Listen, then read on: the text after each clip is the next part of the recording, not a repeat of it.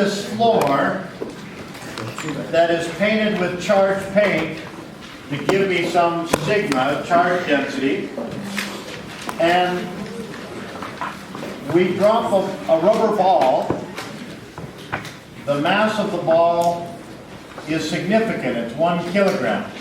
It's not like we're dealing with a proton or an electron. It's a heavy ball. And this ball has a test charge. It's 3 coulombs, so it's a dangerous rubber ball. And we find that if we drop it from rest,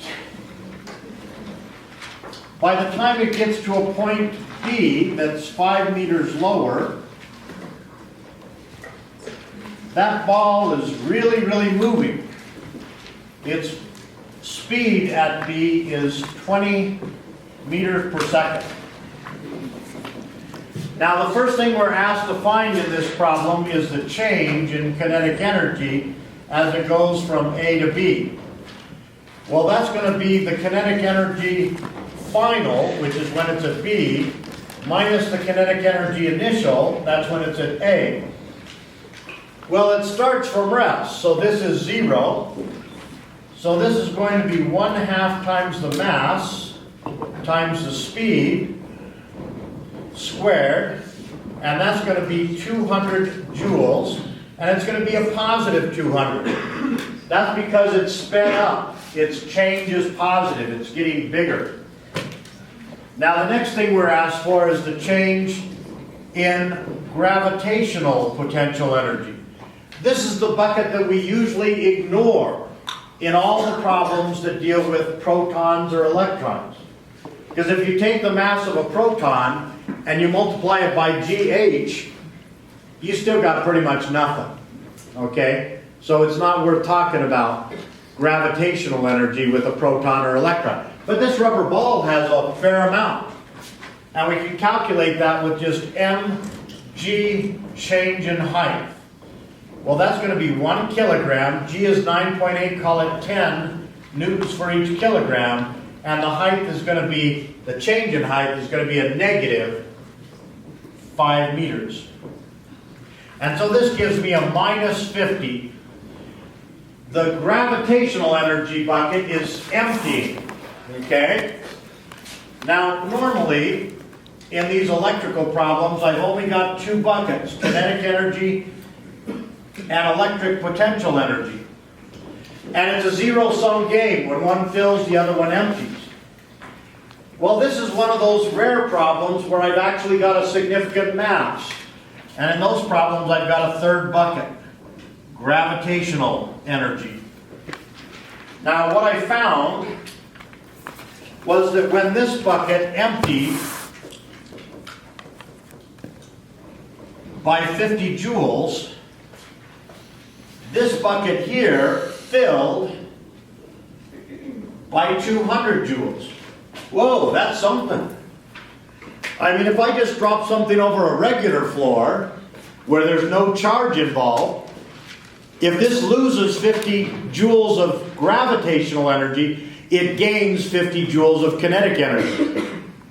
Well, this thing gained a whole lot more energy. It sped up a whole lot more than when I just dropped something over a regular floor. What does that tell you about this floor? Is it positive or negative?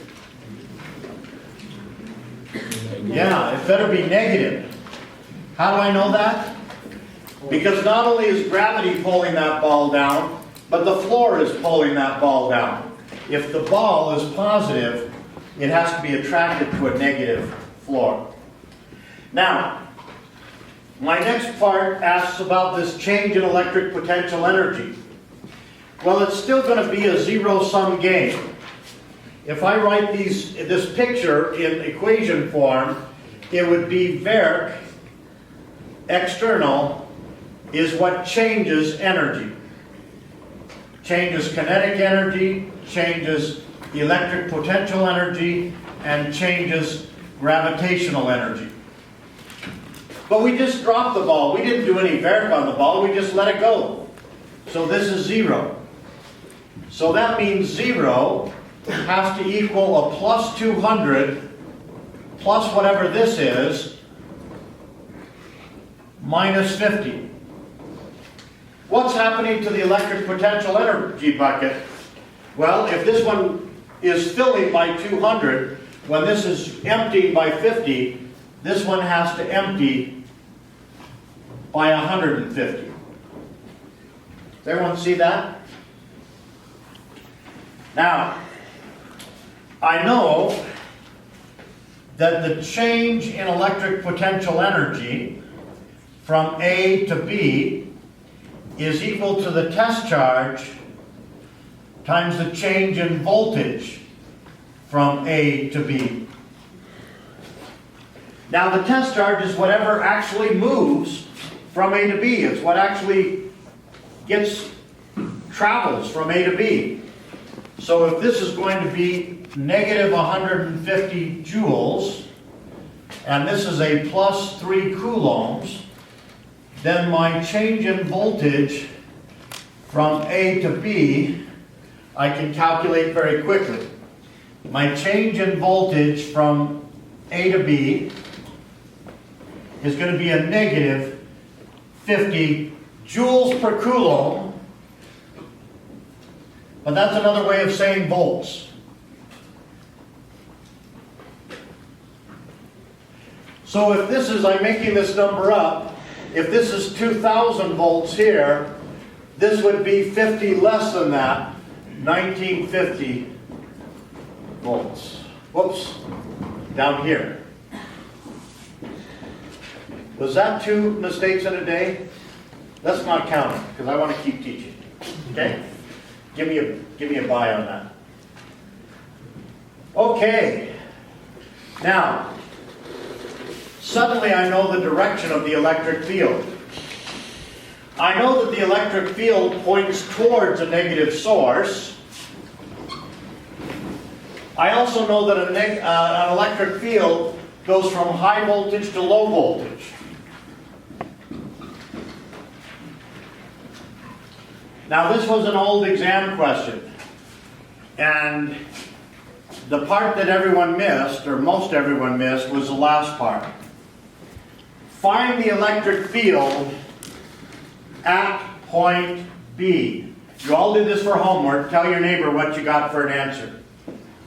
What did you get for an answer?